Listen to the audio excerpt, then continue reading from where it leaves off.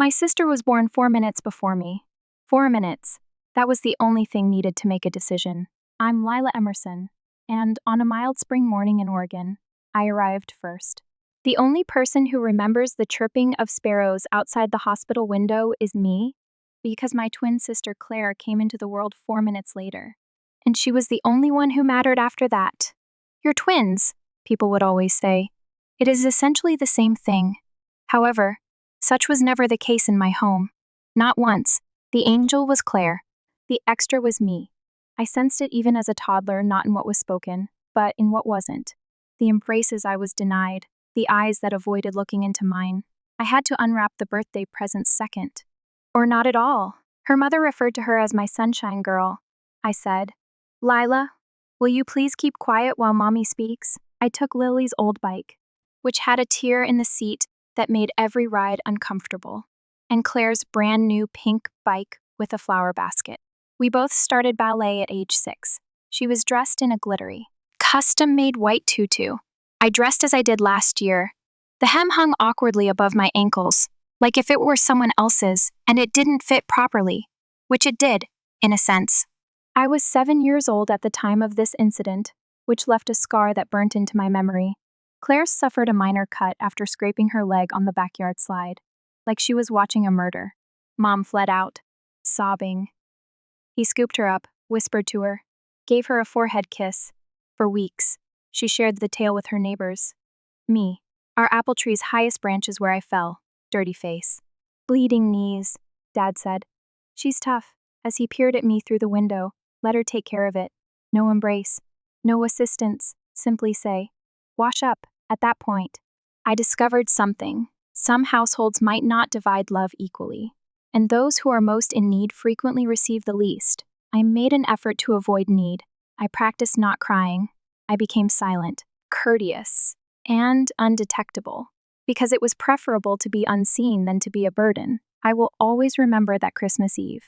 A 3-story dollhouse was given to Claire. It included a spiraling staircase, small doors, and functional lights. I was given a notebook with a pen. "You seem like the writing type," Mom added, not because I loved it, but because it was all I had. I cuddled up on the bed that night and held that notebook like a stuffed animal. In my entire life, just one individual treated me with respect. Ruth, my grandmother. It felt like the sun came to visit her when she did make the occasional trip from Montana, where she lived. She noticed me, inquired about my dreams, enveloped me with a sense of security and quiet. I sat silently one time when Claire displayed a bracelet made of crystals. Grandma approached and gave me a wooden hair clip. The reverse was engraved with my name. "Not much," she muttered. "It's unique, though. Similar to you, I wore it whenever I felt invisible after that, because it served as a reminder that I wasn't entirely invisible. My early years weren't a laughing, ice cream, glitter glue-filled movie, with missing pages, scrawled margins, and a child constantly attempting to insert herself into the narrative. It resembled a journal more than anything else. However, in 4th grade, something changed. I composed a straightforward essay on summer vacation that mentioned a little town, dragonflies, and the way the sun shone through tree branches. The entire school heard my teacher read it out loud, and I got applause for the first time in my life. Not since I was Claire's identical twin, not because I was unique. However, I had a point to make. I turned to face the crowd. My mother was hardly clapping. She continued to stare at Claire as she showed another girl her new hair ribbon. I should have been broken by that. Instead, though, it ignited something within. A pilot light. I wrote more. Tales, secret ideas. I couldn't convey the pain. Dreams that I was too afraid to speak aloud. The school newsletter reported what I had to say. I received compliments from my teachers. Claire sketched a sun and a stick person. Mom referred to her as a budding artist and displayed it on the refrigerator. I sought out my mother in the crowd after my water filtration experiment took 2nd place in the school science fair. She wasn't present. She was photographing Claire. Beside a volcano that never even erupted. Soft hook for the first time. I didn't wish things had turned out differently when I walked home by myself that evening, carrying my science medal beneath my coat as it began to rain. I hoped that I were someone else. I began to save myself the day I gave up trying to please them. I had mastered the art of moving through the world in silence by high school, much like background music in someone else's life. I didn't start any problems. I only received what I asked for. I simply completed the task. Everything. I got up early to shovel snow off the driveway, prepare my own breakfast, pack our lunches, and make it to the bus on time while Claire hosted sleepovers and school functions. I once passed the Oregon State Language Arts exam with a flawless score. Just 3% of pupils received such a great score. I received an invitation to speak at the awards ceremony, and the principal described it as outstanding. Claire received a B+ in the US. That semester's history. Mom hosted a small celebration for her. I ceased monitoring the imbalance. The ink wasn't worth it. Rather, the first used that ink to write essays, short stories, and notebooks. I wrote in journals about my silent anger, my longing daydreams, and whatever I was afraid to express out. I became a member of the journalism club, created content for the school's website, worked in the public library as a volunteer, conducted workshops for middle school students interested in writing, and edited newsletters. I also worked part-time at a grocery shop in between all of that. I didn't have to, because I was aware that no one would build my path for me if I didn't. Claire's college applications, campus visits, and new clothing were all funded by my parents. I completed the FAFSA forms by myself. I recall standing in the kitchen, holding the admission letter for the accounting program from Columbia State University in Northern California in both hands, as if it were made of glass. Claire. The same school accepted her. The same major. Suddenly. She had never before displayed even the smallest interest in finance. She simply shrugged when I questioned her about it. "It's useful," she remarked. I refrained from arguing. What was the purpose? The day of move-in arrived. Claire's bags were carried up 3 flights of stairs by Dad. Mom used a photo collage and candles with a lavender aroma to decorate the room. Me. I rode the bus. Checked in by myself. My room was in the basement. It had damaged windows, wet walls, and a bad odor from cheap paint and old laundry. To make it feel less chilly, I spent an entire week cleaning it up and putting up some pictures of Grandma Ruth. Claire received a monthly allowance and a brand new laptop. I received a used Lenovo with a half-broken A key and a partial scholarship. I didn't voice any complaints. At night, I acquired a job as a library assistant. Additionally, I cleaned classrooms prior to class at 5 in the morning. I heard Claire laughing with a guy in the corridor one morning while I was cleaning gum off the bottom of a lecture hall desk. My sister is most likely somewhere sweeping a classroom or organizing her sock drawer. She wasn't kidding. She was, unaware that I could hear her, with a sponge in hand. I froze for a half-second before intensifying my wipes. I remained calm. I became concentrated. Because it did. I studied as if my life depended on it. I downloaded PDFs on financial risk management as Claire looked through gowns for the spring festival. I didn't attend any parties. I went to work. And Professor Allen drew me aside one Thursday afternoon during a session. He remarked, "You have the discipline I look for in audit work. My company is hiring for an internship this winter." I am able to add a word. My heart was racing as I gazed at him. "Indeed. Please." He gave a nod. "By Monday, send me your resume." I stayed up till 2 in the morning that night, as though my future depended on my ability to use punctuation correctly. I meticulously reviewed each word on my resume and each comma in my cover letter. Perhaps it did. I received the email saying, "Acceded," 3 weeks later. Even though the internship was unpaid, I didn't mind. I arrived early, remained late, took notes, and asked all the questions I could. I was given the responsibility of finishing an actual financial statement review one Friday. Never before had I felt so proud, or really worn out. I was in a storage room categorizing ledgers and processing tax receipts, while Claire posted pictures of rooftop clubs and sushi dinners. Nevertheless, I felt wealthy for the first time in my life, abundant in experience, on purpose, in evidence that I was capable of creating something from nothing. I began to think that perhaps, just possibly, I wasn't invisible after all, that I might be perceived by someone as just me, not as Claire's sister or the quiet twin. Then the moment that made all the difference arrived. I was given a flyer by Professor Allen. The Brand Scholarship. Weston G. Prestigious. Competitive, at the national level. Every year, Just 6 students are chosen. The prerequisites: flawless grades, referral letters, an essay about oneself. And there's more, a narrative. He gave me a direct look and stated, "You possess one. I believe you should tell it now." Soft hook that night. I returned to my hostel, opened a blank document, and spent hours staring at the screen, wondering if I was finally ready to be seen and how to sum up a lifetime of being invisible in 1.0 words. Writing the essay wasn't the most difficult aspect. It was deciding how to start. I didn't want to come out as pleading for pity. I wanted to avoid bringing up my parents, or Claire. However, how do you describe yourself without mentioning your origins?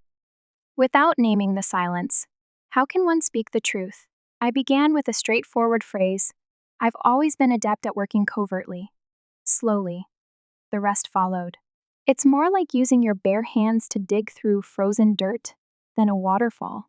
I talked about working late hours at the library as others rushed for exams while drinking coffee that had been paid for by someone else, tutoring kids after class, and cleaning classrooms before class.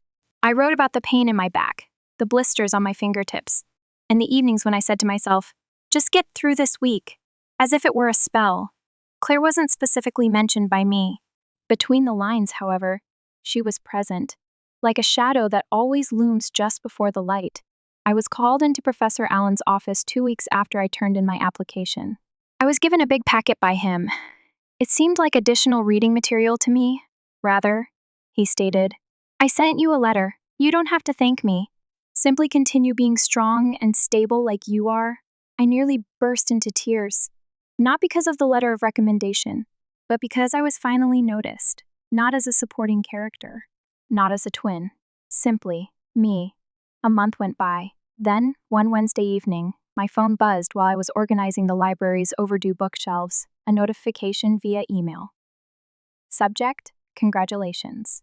Recipient of the Weston G. Brant Scholarship. I was still.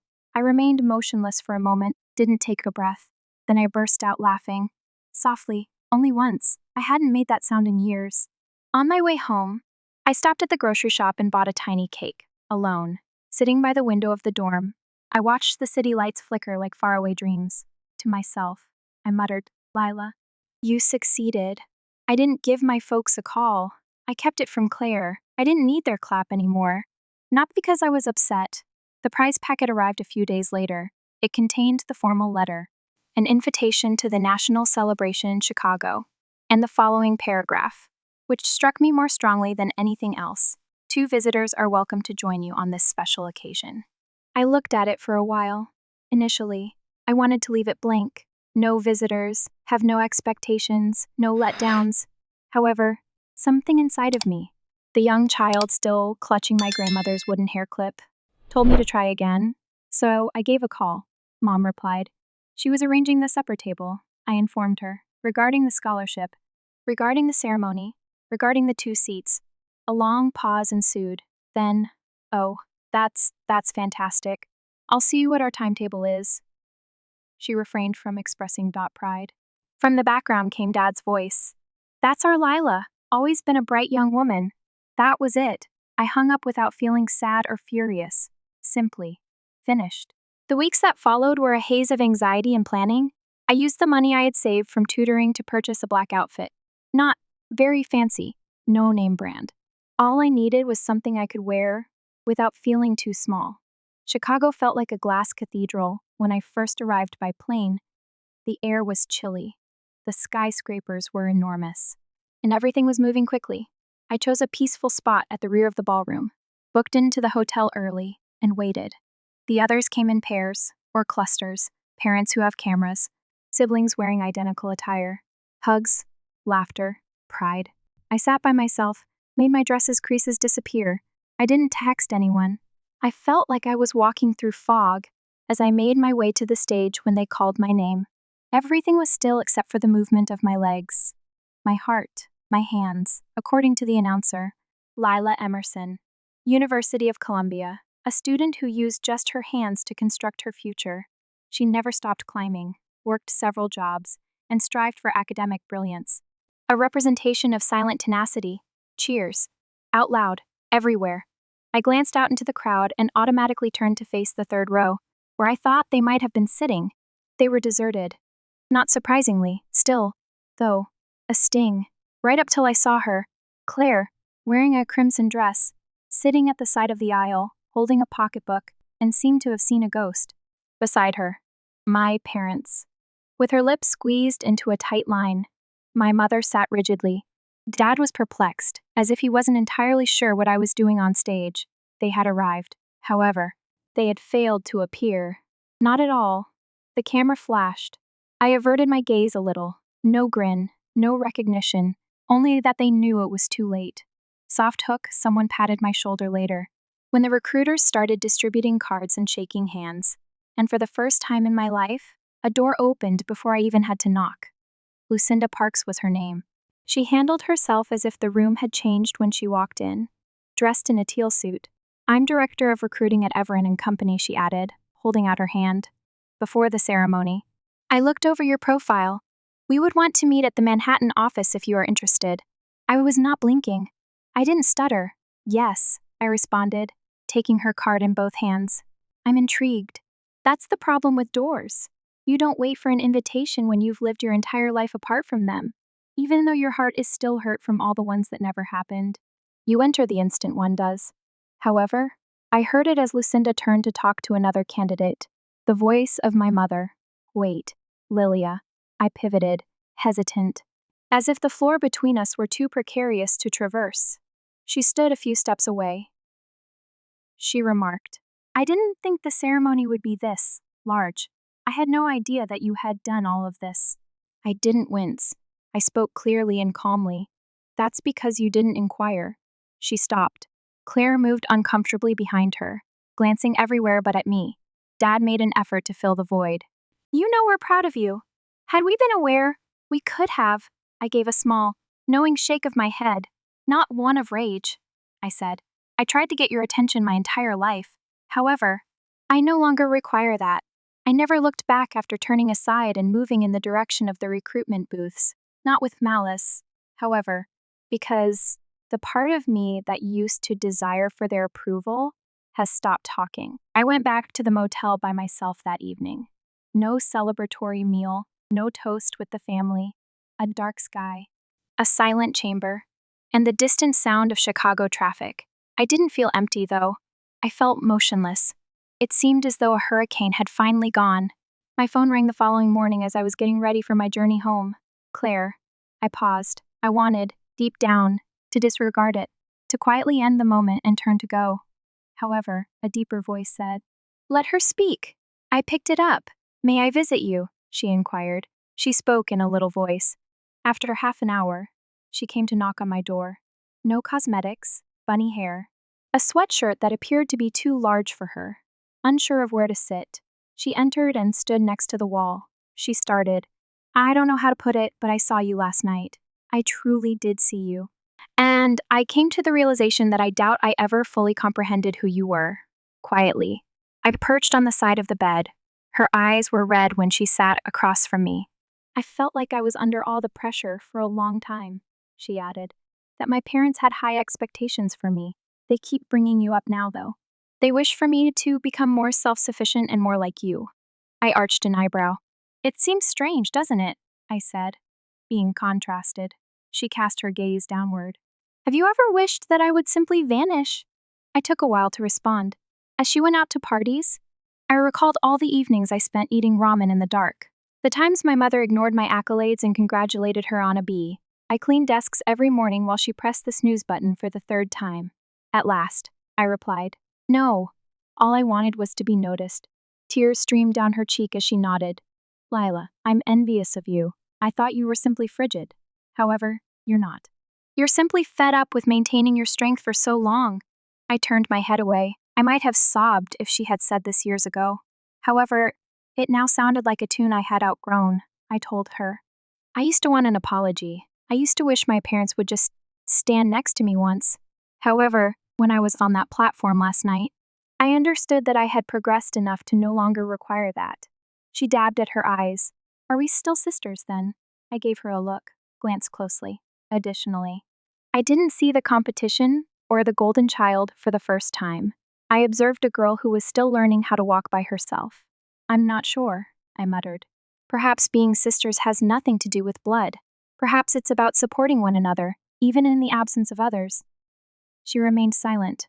However, I felt lighter inside once she departed. It's not that I pardoned her. However, I eventually quit carrying something she never asked me to carry. I relocated to New York City that April. The day I got there, the skyline was covered in a drizzle. As if the sky wasn't sure if it would rain or shine. I hadn't either. Nevertheless, I arrived. No banners to greet you. No suitcases from home were packed. A used duffel bag, a fresh start, and just me. In Midtown, the 37th level of a glass tower housed Everin and Company's headquarters. My pulse was pounding like a drum when I entered the building on my first day, still wearing the same coat I had worn to college.